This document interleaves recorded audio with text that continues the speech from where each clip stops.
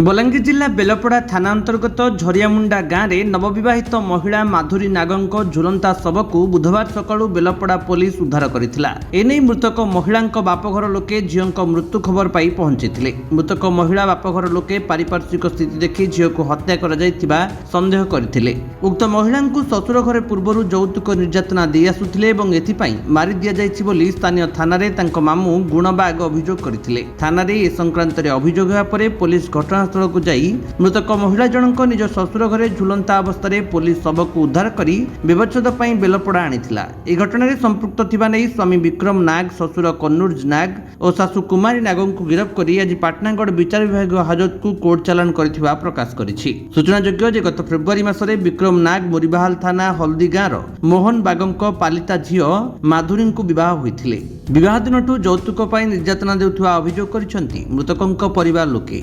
बलांगीरु Anju पृष्ठिंक report, विश्व विजयी news Odisha.